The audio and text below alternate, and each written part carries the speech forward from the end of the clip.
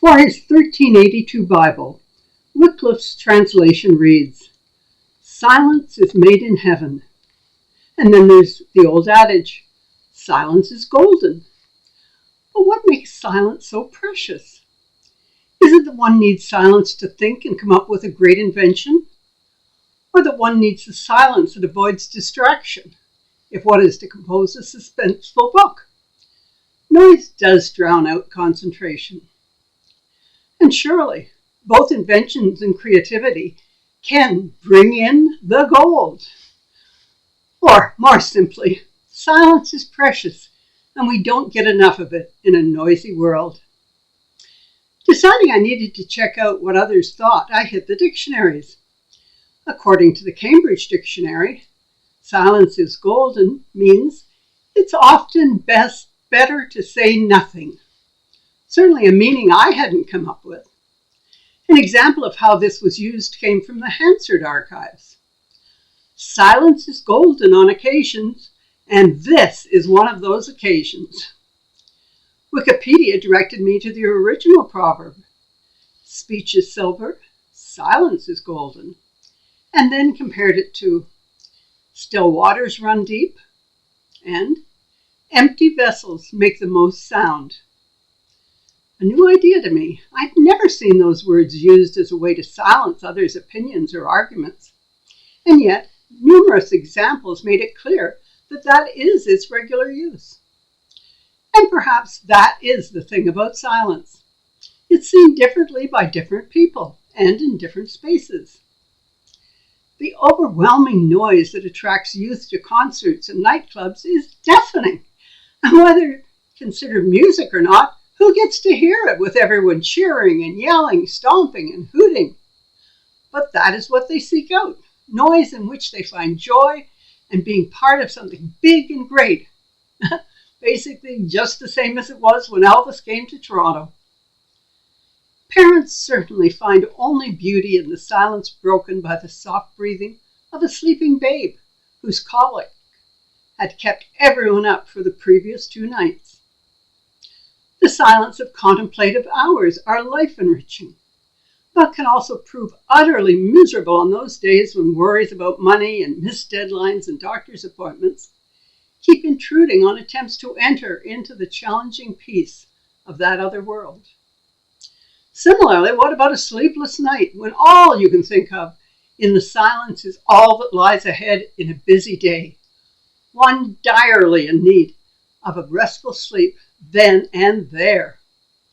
On such occasions, I turn on some mindless television show as background noise to distract and let my tired brain turn from racing about thinking to going to sleep. Silence can be much appreciated after the noise and clatter of the streetcars and the subway and the honking of horns, the hubbub of strangers' voices and languages without meaning for me. But many of the Gen Zs seem almost to be threatened by silence, to judge by their incessant reliance on earbuds, ensuring silence never envelops them. There can also be a downside to silence when it is hiding truths that ought to be shared. The confession untold, the worries not shared, haunting fears unspoken. And we wrap ourselves in whatever justification works for the moment. It's none of their business. They're too young to know. I don't want to burden anyone, and my health is my business. Truths that are kept silent can eat away at one for keeping the news from the one who needs to know. What to do about that kiss from your best friend's husband that was not a peck on the cheek? And thus one learns that silence can avoid confrontations. Not wanting to do something or go somewhere shouldn't be complicated by lies that need to be remembered or a silence that leads others to imagine the worst. When invited to join a friend for lunch, far better to say, last night went too long and too liquid for me to be able to do anything today. Better than to leave them hanging with, not today.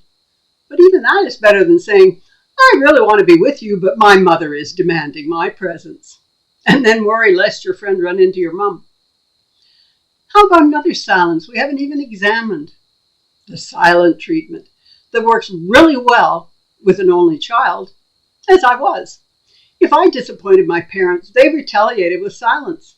They would talk to each other, but if I spoke up, my voice would go unheard.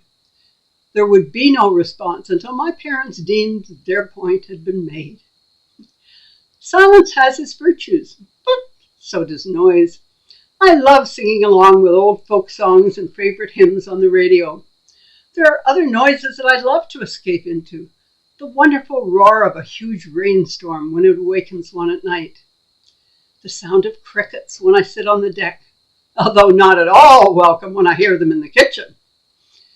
The chatter of youngsters engaged in their own make-believe adventures. Such noises are their own kind of silence. So, while I agree with Wycliffe that silence is made in heaven, I would add that the wonder of voice and noise is also a product of the same loving God. And so I pray, gracious God, there's a hymn that echoes through the ages and is heard each year as we celebrate the birth of your Son. Silent night, holy night, all is calm, all is bright. What more can we thank you for? The calm of the holy, the brightness of such silence at the end of the day. But we thank you also for the noise and the confusion and the people's voices that fill much of the day as well. Surely it's all about delighting in the balances of life. And so we offer up our prayer of thanksgiving for all that has transpired, aloud and in silence. So may it be. Amen.